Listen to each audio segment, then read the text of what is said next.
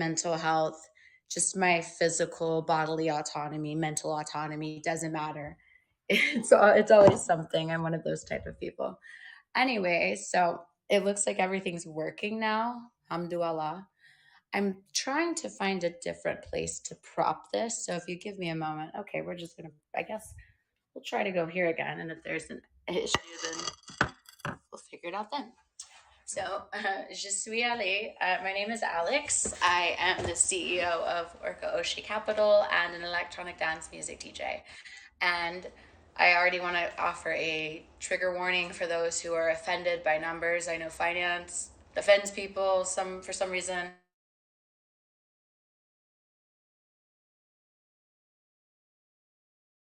Numb out.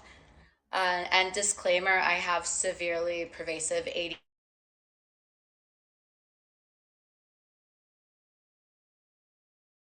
Bear with me. I did have notes, and shout out to my partner, Ronnie. He's amazing. He is literally the best, not just in business, but in making sure that I have lighting.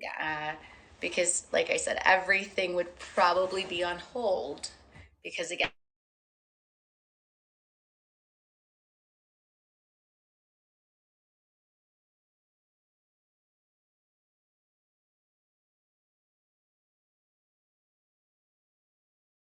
directly, I wanted to start by talking about crypto but fuck it, we'll start by congratulating America on being number one or having for the first time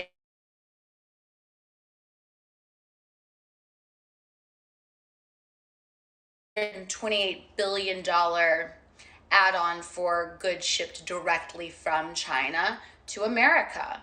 So I don't know about you guys, but with an economic depression already here on the horizon, whatever you want to call it, and people are partying like it's 1929. If you're one of those people, God bless you, more power to you. I wish I had that type of faith and that type of, I don't even know the word, but at least in the 1900s, they had things like the refrigerator to make. And honestly, if you guys can again tell me anything we make in America other than problems, drama, and invent shit like cancel culture, I mean, like actual tangible goods, please drop it in the C section, comment section down below. I believe our engineers are what is making America function. If it weren't for engineers, we would not even look like a photoshopped version of Venezuela when it comes to finance. And that is just the truth.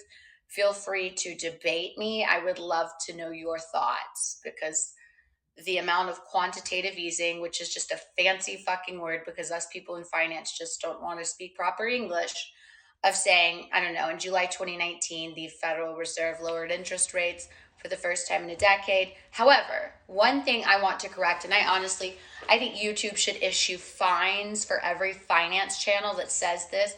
Okay, I feel like I need to get up and like give a speech. The the Treasury prints the money. So for any of you watching any type of finance channel, the second you hear someone say the Fed Reserve prints it, no, hard stop, misinformation. The Treasury prints the money, and then the Federal Reserve allocates it. So you have what's called repo markets, and we can get into that another day. I just had to really, really, really hone in on that because nothing pisses me off more than people pretending to know what the fuck they're talking about and lying to a lot of people with a lot of followers, and they're not even sound in what's called monetary policy, which is Federal Reserve, and then fiscal policy, which is Congress. So let's make sure we use vocabulary terms properly, and please hold me accountable. I definitely fuck up. I am not, I don't know, what is it, under promise, over deliver, but please hold me accountable. If I misuse a word, please decontextualize it for me and drop it in the C section below because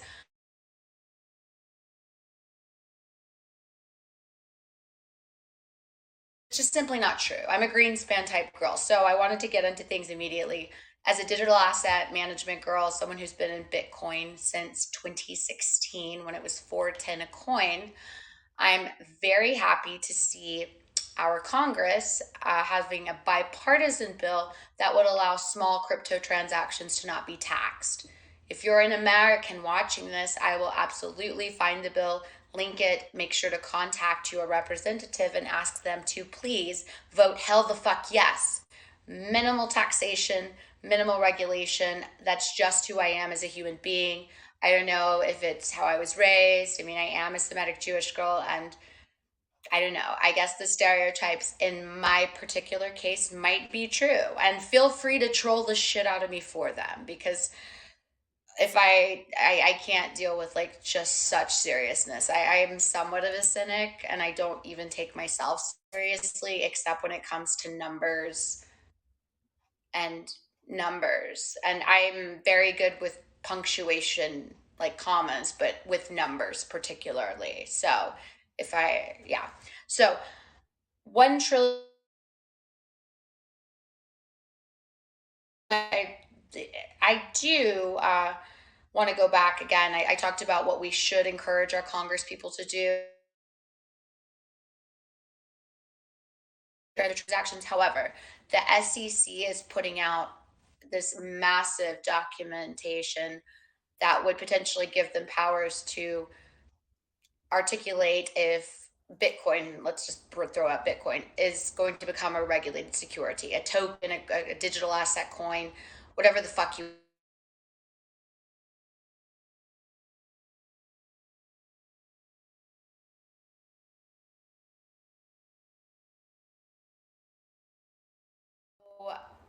Not with that being that I am a alternative investment fund manager, therefore my focus is on non-government regulated securities.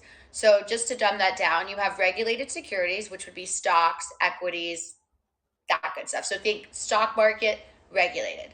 Non-regulated assets would be real estate, gold, precious metals, Bitcoin. And I've got my chart, my data pulled up. Try again. I told you all I was going to get it together, and I one eighth there. So I feel like a lot of you can relate to, like, like just kind of not being there, but just enough to get by. That's kind of where I am mentally, physically, emotionally, and all in between. I wanted to talk about oak tree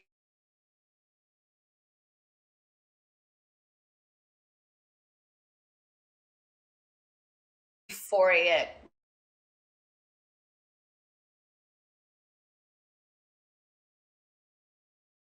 By nature, I'm going to like bloody days. I like things that are on sale. That's just how just how I was born. I'm someone who will sit on my hands and literally wait for a good sale.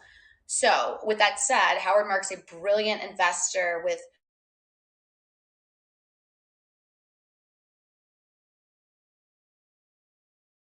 could be a misuse of a term, but what involved themselves into Evergrande. Evergrande is the second largest property developer in China.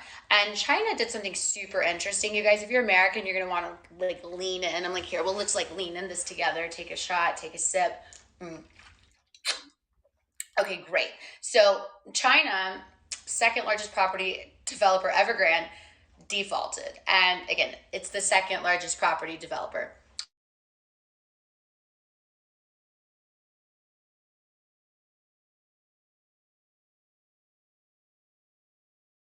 Evergrande, big deal, because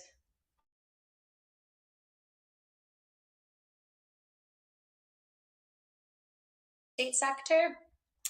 And so, how interesting is it that China just so happened to have Evergrande, Fantasia, Cynic Holdings, China Property Developer Groups? Let's see. And I do think I have notations of the most recent one, all seem to kind of default at once. So, think 2008.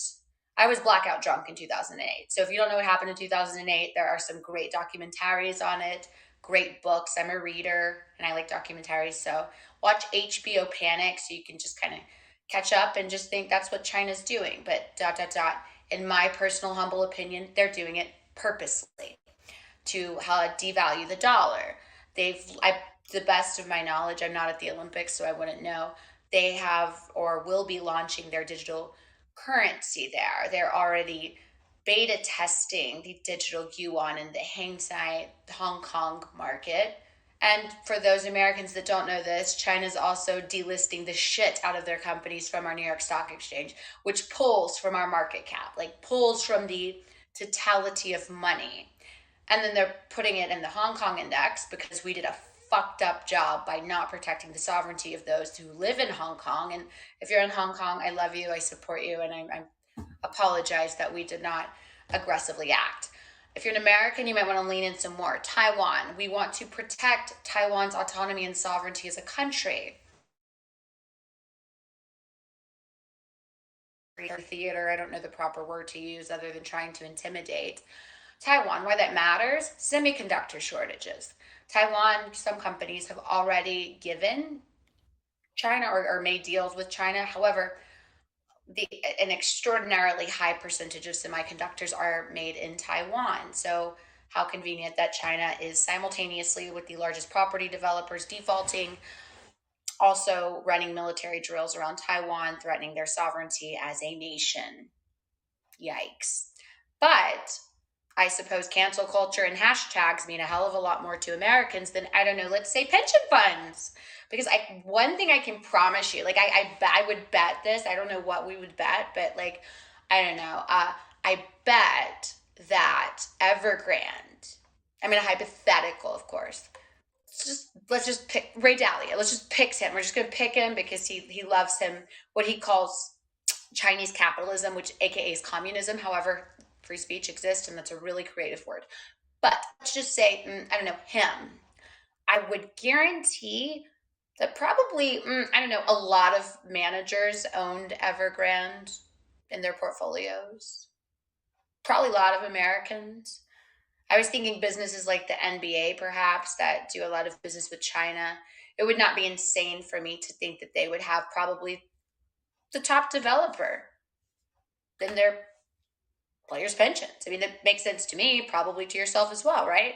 Because why not trust China? I mean, America's already becoming illogical. I mean, it blows my mind the inability as a nation that we have to want to make shit and therefore try to be besties with a country that has such atrocious human rights. As someone who had family members, of course, perish and show in the Holocaust, I just can't get behind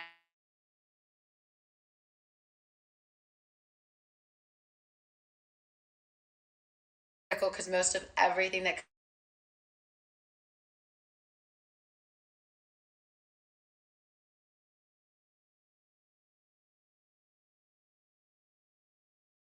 we have 1.3 trillion in credit card debt.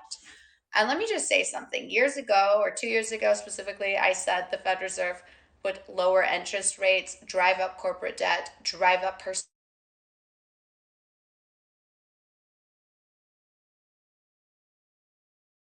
happen. And I'm going to make a prediction. Hold me to it because I love a good prediction. I love a good bet.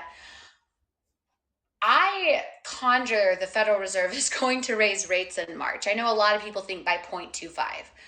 But I don't know if any of you guys saw the recent hallelujah job numbers that came out that don't match anything that's been said recently. For example, Goldman Sachs said 250,000 job losses. The ADP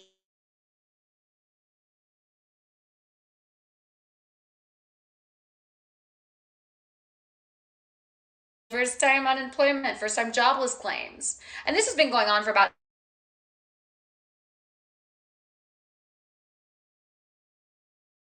18 to 20 months.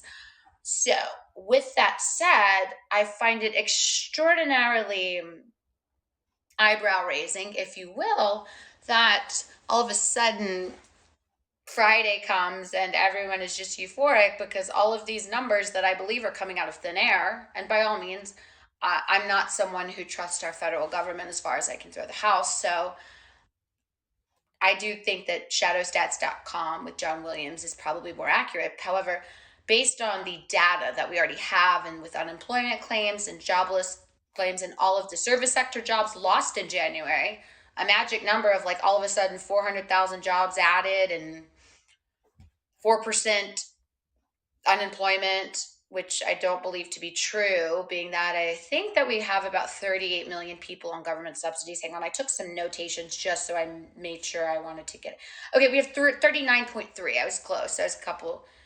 So we have 39.3 million people living in poverty. Oh no, I was right. Okay, we've got 42.1 million people on food stamps alone. So all of a sudden we have this great job report news and the market reacts positively. My personal humble opinion is they're setting this up for an ability to raise rates by point 0.5, which in my opinion, they're a day late and a dollar short. Inflation is six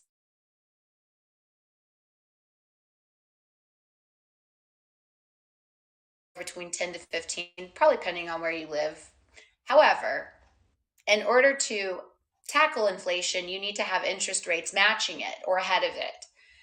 And we don't have anybody with Alan Greenspan's balls. I wish they'd bring him back. He would not care. However, I don't know why. I mean, maybe they're going to let the market run hot and just let it crash. I think the Ides of March are upon us, and I'm someone who's predicted things fairly well. Rate hikes in March, but I do believe with these miraculous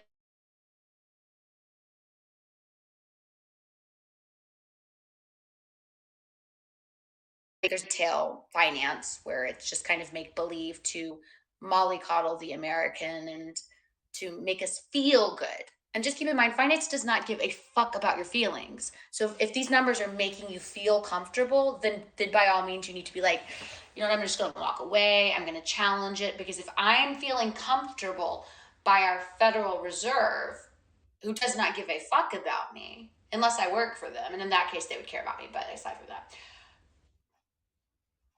then why do I believe them? Why do I believe them? Most of you guys can open your eyes and see homelessness rising, evictions. I mean, we look at mortgage forbearance, for example, which is when people just didn't pay their mortgage, got 6 months, 6 months, and then got to extend it for two more periods of 6 months. And then I don't know where we are with that. However, I do know that foreclosures are at an all time high right now. So let's go back to what else I wanted to talk about. Just again. So Bitcoin, back to Bitcoin. As a digital asset management girl, I love Bitcoin. Bitcoin and I have a wonderful relationship. I feel like I relate to Bitcoin more than I do people. I think that due to my emotional volatility and insane life, I just think that that's why I have connected with Bitcoin so much throughout the years.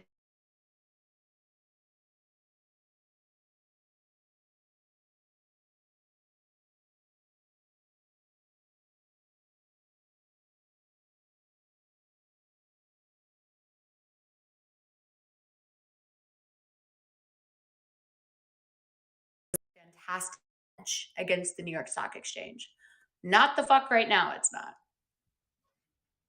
Doesn't mean it can't change. However, I don't like a Bitcoin linear to the stock exchange because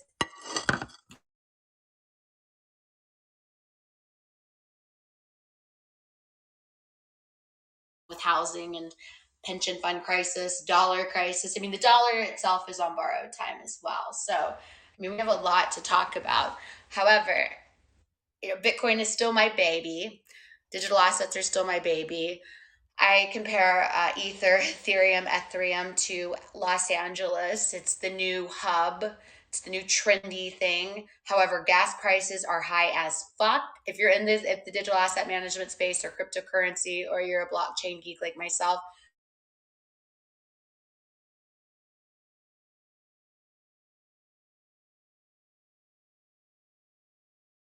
taught me that this is essentially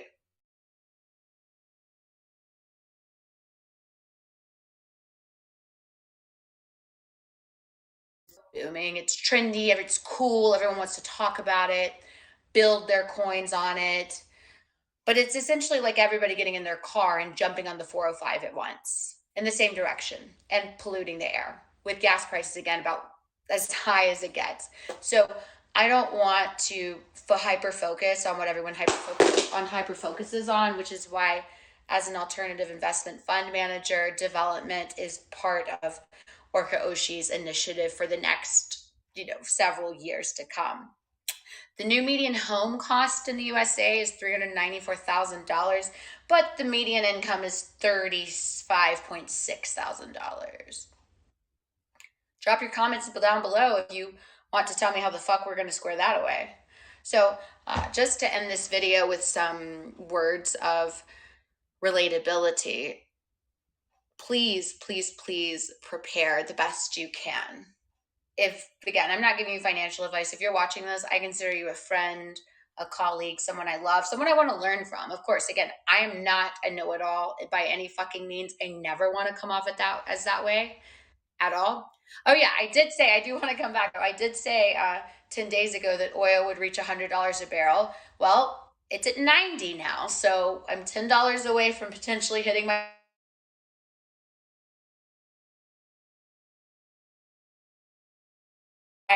and even if it is, you still have to power factories with fossil fuels. So that's a different talk for a different day. However, I wanted to get on, introduce myself, let you guys know that I love you. I'm here for you, but prepare, prepare, prepare, prepare. Mentally, emotionally, physically, fiscally, food, water, security. I do think that if you are in an area that recently lost power from the storms, the snow, reach out to me, whatever I can do to help, whatever my following can do to help. My following is based on Instagram and other sites. I try not to really keep up with that stuff because social media is so toxic. It's, again, with someone with my ADHD, I have to focus.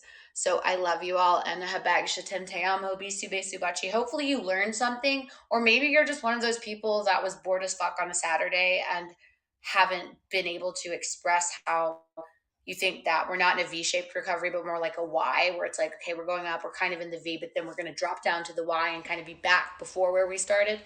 Yeah, that's how I feel. And that's not just how I feel, it's how I think. So your feelings are real and valid in this case. If you believe that we're headed towards an economic depression, we're already there. If you look at the stats, the charts, the sheets, well, I will definitely pull more notes that for next stream, and I'll probably start streaming daily or, every other day, because I want to keep you guys updated. I want to be able to, go through the order book and look at what's going on with Bitcoin with you all. So let me get settled in, and I love you guys. I hope you have an extraordinary night, week, weekend. I hope you have lots of good fun.